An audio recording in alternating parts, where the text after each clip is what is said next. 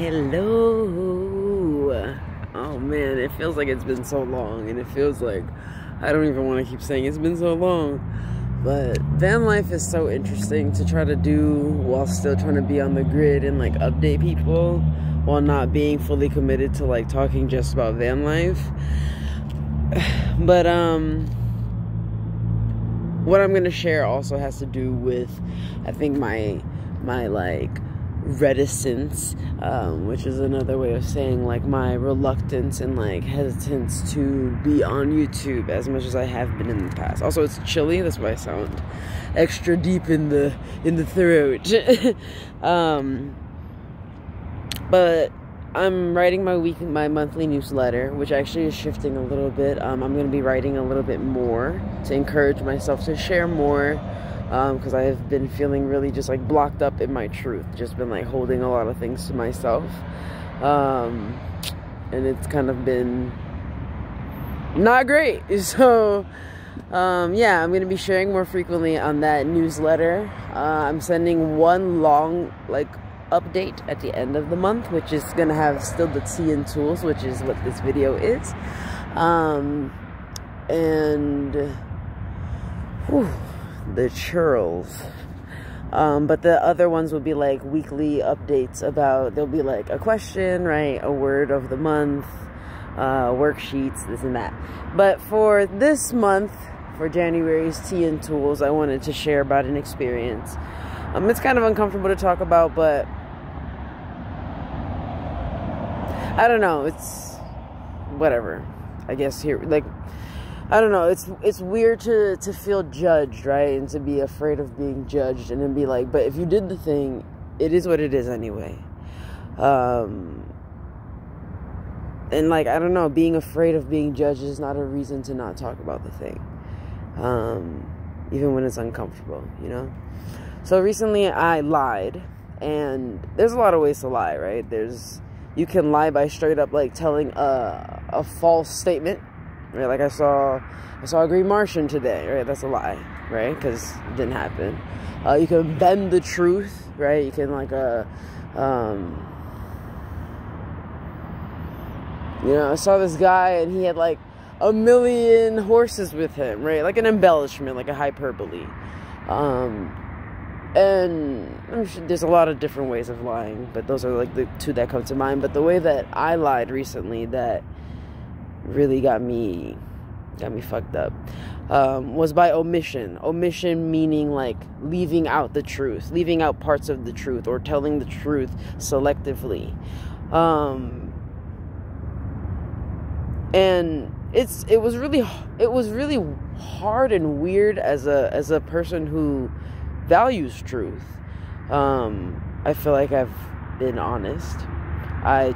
It's uncomfortable, but I try to be honest, right? Like,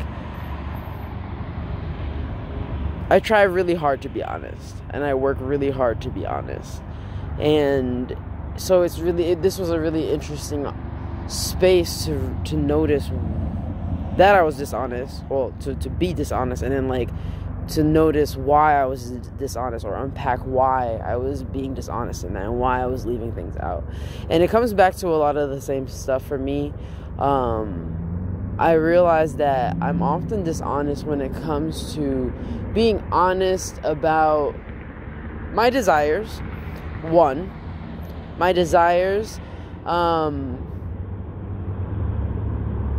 especially when my desires now shift the original plans. You get what I'm saying? So, for instance, when I was going to Tahoe,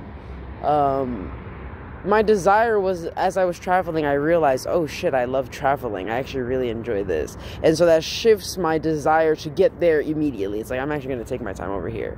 And it felt weird to be like, hey, so I noticed I was going to be there when I said, but like, I'm actually really enjoying this, so I want to do this, and I'll get there when I get there. It feels so uncomfortable to have to say that, and to be able to say that, and instead the choice that I make in that case with the Tahoe thing was to be like, yeah, I'll be there at a particular time, and was not there, right? And so that sets up this expectation, and everybody's disappointed, right? The person who I lied to in saying that is disappointed and upset with me and cannot trust me.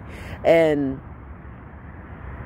it's just also just like, at the end of the day, I'm just the one pulling myself out of integrity by not being honest, by setting up these expectations that now people are upset with me. My relationships would then collapse in that way, right? With that person it did. And yeah, it's just, I don't know. I guess for me, it's been coming to this moment of like, I don't know. I don't want to just say like, oh, I just got to think about it. But it's just like, I guess it really is weighing like, okay, of course it's uncomfortable to be honest about your desires and to be honest about choices that you are making or that you didn't even realize that you were making until you made them or whatever it is. But you come to a point where you've realized now, okay, like, I've actually been moving kind of in this way. Okay, now the thing that is hard, I think, is when you've made moves already without letting people know that you've changed your plans, right? And I think that's what, so in this situation, that's what happened. And I'm realizing I'm talking around it without being specific because it's something I don't want to, I'm still working on, like, I want to share things and also still respect my own privacy, you know? So,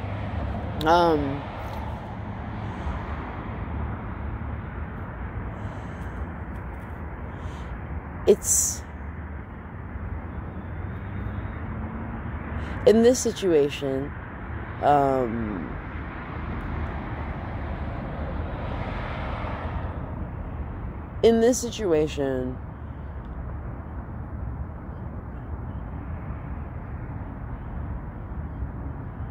it was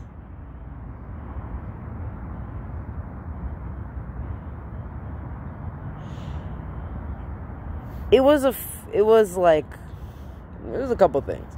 It was the discomfort of having to be honest about my desires and my pleasure in a space that was not defined. And that's something that I realized for myself. Like, I think it's very important for me to know. Okay, so let's be clear, right? So, because I don't want to keep talking. I feel like it's very hard to talk around things and make a point, right? And this whole thing is about honesty, so I guess I should just be honest, right?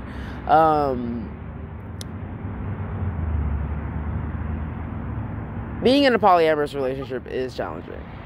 And I think in having to talk about wanting to have sex with other people is always it's always a thing, right? It's like our society does not teach us to talk about desires. My family, we was not talking about sex. We was not talking about desires. We were not talking about how to talk about you want to have sex with this person. You want to have sex with that person. If you want to have sex with more than one, what the fuck are we talking about? What? We're not doing that. The fuck is that? So, you know, it's like, anytime that kind of conversation is coming up, it's feeling uncomfortable. And then to talk about it with somebody that you've had a history with, where we've had a back and forth around monogamy, non-monogamy, around feelings, around what our choices with other people means about their feelings about us, right? Like going through immaturity things and growing to learn that people's choices are about them and it doesn't reflect how they feel about you. And if you feel a way about that, right, and if it's a choice that you do not feel aligned with, that you don't respect, that you don't fuck with, you can also leave, right? It doesn't reflect you. What reflects you is then the choice then to stay if you stay in that situation. And that's not like a, you know, like a judgy, like good or bad thing. It's just like that's what it is.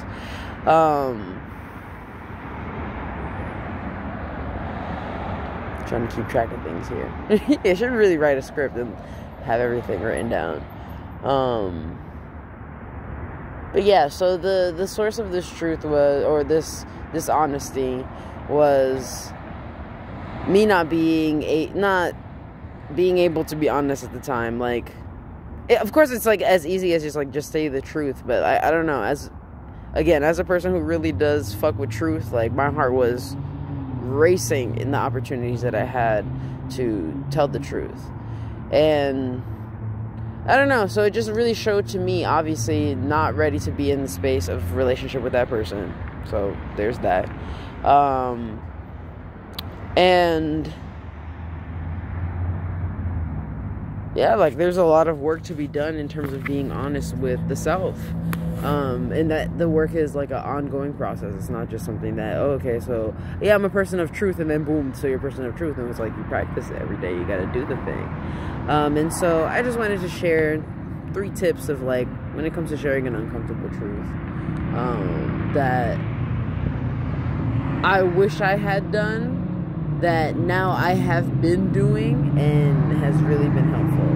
So the 3 are, until this rumble goes down. So the first tip is to write down the truth. So sometimes it can be real hard to say it. It can be real uncomfortable to say it. It can feel just like, I don't even know how to say it. And I feel like just writing down what happened as it was, writing down what it is that you said, or writing down what you said and then writing out, well, actually what happened was this. I'm looking at little notes here now for these tips part, but you know, just know that you don't have to share it with anybody, right? You can it's just for you, but it's nice to get it out of your head and your body alone, because it's just swirling around in there, and just to have it on a piece of paper outside of you, you can kind of look at it. And it's, if you can, I would recommend revisiting it once a day and just noticing how it makes you feel. You can do it for like, nothing crazy, you know, like if you want to do for a week, you can, but like just even 3 days, you're good. Then the next tip would be practice saying it aloud. Now that you've written it down and, you know, read it over a couple times, opening your mouth to practice wrapping your lips around those words can be helpful. Yeah, I don't know. It's like if you're facing an uncomfortable truth and you've decided to tell it and you don't know how to, these are the tips to follow, right? Even if you don't want to tell it, I feel like it's still useful to do. It's useful to get these lies outside of us and like, I don't know, just at least have them just not be inside your body and practice saying them out loud. I think there's a value in that. And yeah, even if you whisper it, you know. And the last thing I would say is unpacking the discomfort. So this is the part obviously that's like not the favorite and the sore part, but it's really important, which is like analyzing exactly what's going on. So these questions I have for you. What makes you uncomfortable about revealing the truth? Why do you feel like dishonesty? What do you feel like dishonesty is protecting you from? What are you afraid to have to say? What are you avoiding? And where in your body are you holding this lie? Describe this energy. So, different kind of video I feel like that I usually do. I think, I don't know, the YouTube thing is hard, trying to figure out how to make it like okay, this is a tips video, and then also here's a vlog about me, but like, this is where I'm at right now, real raw with y'all. Yeah, it's been a big processing moment for me now, right? Like having to figure out, okay, so you say you are this person, but now what does it actually mean when you're not that person, right? And it doesn't mean, okay, so you can't say you're that person, right? But like, it's just been really interesting to even notice the thoughts inside my head and noticing like the want to like be like, oh, so you're a liar, right? Or you're a fraud, or you're X, Y, and Z, whatever negative things. And I'm like, yeah, I can be those things. Fine. Okay, fine. However, that doesn't change. I mean, yeah, of course it changes things, right? That would change a lot of things. But like, it doesn't change the fact that I did something that I now have to deal with the discomfort of. And I don't know, clinging to being a liar or being a shitty person who's not worthy of trust, or, you know, oh, how is anybody ever going to trust me again? I don't know, those have not been productive thoughts for me. And I felt those things, right? I felt the shame, I felt the embarrassment, and because it's just like dumb. It's like dumb shit. It's like, Gary, come on, really? You're like old. Right? Like 27. What the fuck is this? You lying and shit? Like, what kind of shit is this? I don't know, but it's also just like a beautiful moment to notice how far I've come, I guess, in my own mind, instead of berating myself and just being like, oh, you're shitty and all of these things, and just berating, because I feel like that doesn't serve a purpose. My questions have really been like, okay, but like, so what were you actually trying to do? What identity were you trying to preserve? What were you trying to come off as that you would choose this over like who you say you are? If you're a person about honesty, like, who are you trying to be though? What were you trying to get? What were you trying to get? You know? So I don't know. It's been cool to come back into myself. And the conversation I had with this person, because obviously, I mean, maybe not obviously, but we ended our relationship because I don't know. Sometimes there's a lie and you can talk about it and we can, like, you know, move through it together. Or like, I don't know. There's different ways to move through things. But sometimes, you know, going apart is also the answer. And it was a really beautiful conversation in the parting. But it was also like in the conversation, the person was reminding me, like, you know, that I have stepped away from who I've been, like, and that's true for me. Like I said at the start of this video, I have felt uncomfortable coming to YouTube to talk about how I feel. I'd be like, oh, what is there to talk about? Or what am I gonna, like, I don't know, who would want to listen to me? And going through like these I don't know, these old thought patterns that I thought I've overcome, and it's weird to face them. And I don't know, this is also a really cool, it's a painful and shitty but it's it has really also recalled me, or called me back to, I don't know, just sharing the truth. Like, sometimes I think about, like, okay, why am I sharing this with anybody? Who the fuck cares? And I'm like,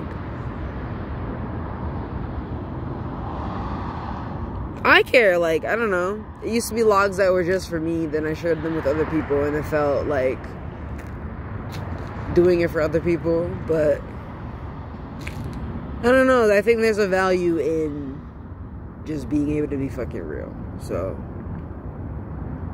that's what I got.